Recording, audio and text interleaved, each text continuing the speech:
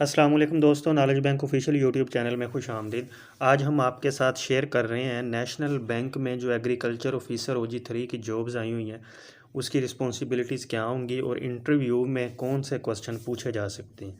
उसकी job responsibility जो है, ये क्वेश्चन वो बाज़ औक़ात पूछ लेते हैं कि जॉब रिस्पॉन्सिबिलिटी क्या है और इसमें कौन से टारगेट जो हैं वो सेट करने पड़ते हैं, या आप अपने टारगेट्स को कैसे अचीव करेंगे। तो सबसे पहला जो है रिस्पॉन्सिबिलिटीज़ वो ये है कि to achieve assigned agriculture business targets, जिसमें पासबुक आ जाती है और अदर सिक्योरिटीज़ आ जाती हैं, जिसमें उसकी जमाबंदी आ जाती है, खसरा गर्दावरी वगैरह आ जाती है। ये चीज़ें जो हैं इनको सेट करना। एग्रीकल्चर फिनांस प्रोडक्ट जो हैं एग्जिस्टिंग हैं या न्यू क्लाइंट्स हैं, उनको मैनेज कैसे करना है, प्रपोजल कैसे बनाने हैं और उनको अप्रूव करवाने के लिए लोन एप्लीकेशन बना के कैड में कैसे भेजनी है। फार्मर को गाइड करना है लोन कंप्लीशन के हवाले से, मार्कअप रेट के हवाले से। उसके बाद टाइमली उनसे रिकवरी करवानी है। फार्मर के साथ एक फ्रेंडली रिलेशन बनाना है ताकि आपको बाद में रिकवरी में मसला ना हो।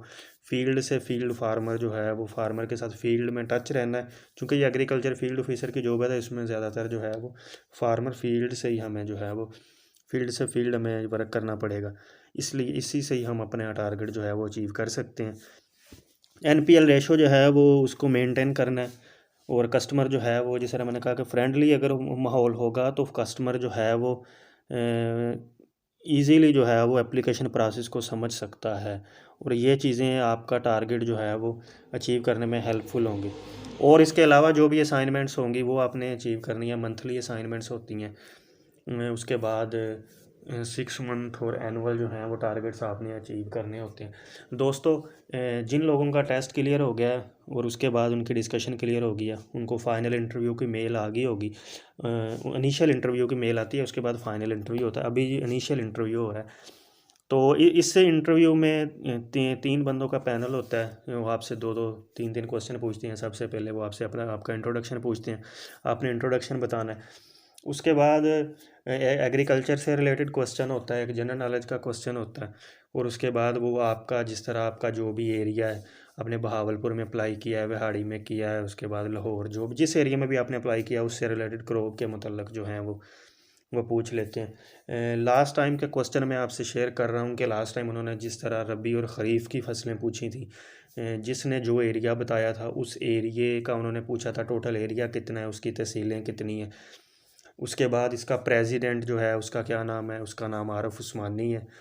उसके बाद नेशनल बैंक जो है वो इस्टेब्लिश कब हुई, तो ये नवंबर 1949 में हुई थी। इसकी टोटल ब्रांचेस कितनी है, तो 1511 इसकी टोटल ब्रांचेस हैं। इसका एम्प्लॉई कितने हैं, तो ये भी आपने देख लेना है। उसके बाद पाकिस्तान की मेजर क्रॉप्स जो हैं, जिस तरह cotton, wheat, rice, sugar cane, maize, इनको आपने देखना है। इनमें आपने क्या क्या देखना है, इनका आपने एरिया देखना है, टोटल एरिया में कितना है। पंजाब सिंध जो में टोटल एरिया देखना है, प्रोविंस वाइज आपने देखना है।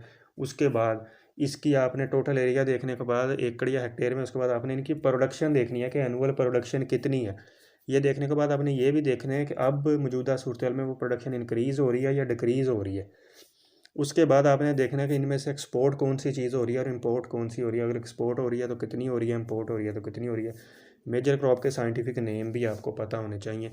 एग्रीकल्चर ऑफिसर और रिलेशनशिप ऑफिसर में आपको डिफरेंस पता होना चाहिए। ब्रांच का जो स्केड्यूल होता है वो आपको पता होना चाहिए। जिस तरह इसमें ब्रांच मैनेजर होता है, उसके बाद ऑपरेशनल मैनेजर होता है, OG3 OG2 ऑफिसर होते हैं, एग्रीकल्चर ऑफिसर होता है, एग्रीकल्चर फिनांस ऑफिसर होता है, ई रेमिटेंस ऑफिसर होता है। ये सब के आपने डेजिनेशन वाइज इनके काम भी देखने। ई रेमिटेंस ऑफिसर वो होता है कि जो बाहर से पैसा आ रहा होता है उसको डील करते हैं। दोस्तों, एक टर्म बारहा वो पूछते हैं, ECIB। ECIB क्या है? ECIB और CIB। ECIB electronic credit investigation bureau है कि जिस फार्मर को भी हमने से लोन बनाना है ना, तो सबसे पहले हमने देखना ही है उसकी क्रेडिट हिस्ट्री।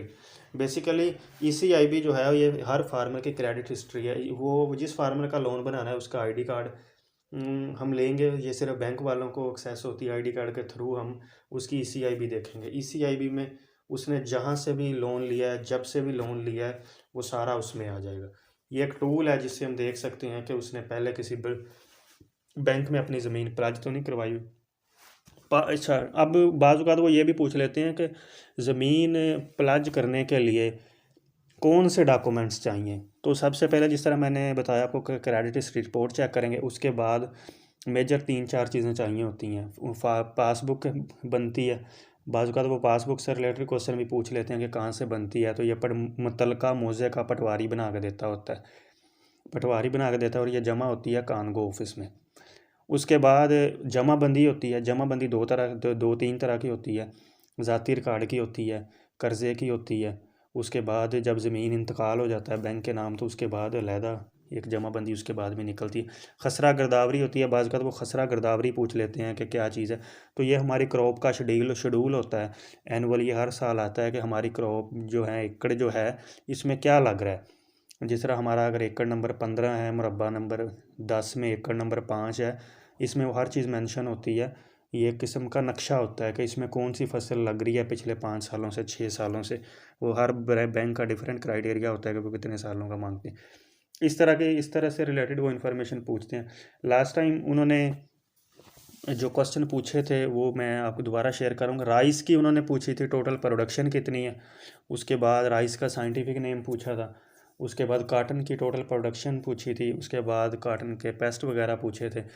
एक वो क्वेश्चन पूछते हैं कि अगर एक वो बाज़ औक़ात इस तरह के कंडीशनल क्वेश्चन भी पूछते हैं, जैसे कि वो आपसे पूछेंगे कि फ़र्ज़ करें जी कि 10-15 लोग जो हैं आपके पास आ गए हैं, मुख्तलिफ़ गाँव से आ गए हैं या चक्कों से आ गए हैं, कोई मसाइल आपके साथ शेयर करना चाह रहे हैं, तो आप उनकी बात कैसे सुनेंगे। बैंक में तो पहले ही इस तरह का माहौल होता है कि रश होता है, तो कैसे उनको मैनेज करेंगे। तो फिर उसका जो जवाब सिंपल यही है कि आपने कहना है कि जी 10 बंदे हैं, तो मैं उनको कहूँगा जी कि आप आपस में डिस्कस कर लें, आप एक अपना नुमाइंदा चुन लें और वो नुमाइंदा मुझसे बात कर ले। एक क्वेश्चन वो ये भी पूछते हैं कि आप अपना टारगेट जो है वो कैसे अचीव करेंगे। ये हर जॉब इंटरव्यू में यही क्वेश्चन पूछा जाता है कि आप अपना टारगेट कैसे अचीव करेंगे। अब चूंकि ये एग्रीकल्चर फील्ड ऑफिसर की जॉब है, इसमें जो हमारा टारगेट होता है वो होता है अमाउंट में, कि हमने साल में इतने मिलियन का लोन बनाना है, इतना मिलियन का बिजनेस देना है फार्मर को। तो अब ये कैसे होगा, ये मैंने जिस तरह पहले भी शेयर की कि ये एग्रीकल्चर ऑफिसर की जॉब है, तो फार्मर से जितना फ्रेंडली माहौल होगा तो उतना ज़्यादा बनेगा। अगर तो आप लोकल एरिया में हैं फिर तो आपको बेनिफिट है कि रेफरेंस के थ्रू फार्मर को ट्रैक किया जा सकता है। लेकिन अगर आप आउट ऑफ सिटी हैं, आपकी पोस्टिंग आउट ऑफ सिटी होती है, तो इसमें यह है कि फिर आपने एक उनको कहना है कि जी हम मुख्तलिफ एग्रीकल्चर से रिलेटेड लोगों से मिलेंगे, उनसे फार्मर की लिस्टें लेंगे। जिस तरह पेस्टिसाइड सेक्टर है, सीड सेक्टर है, फर्टिलाइज़र सेक्टर है, मेजर फार्मर जो है उस एरिए का, क्योंकि हम तो उस एरिए को नहीं जानते, फार्मर लिस्टें लेंगे, टेलीफोन कॉन्टैक्ट के ज़रिए फार्मर से मिलेंगे।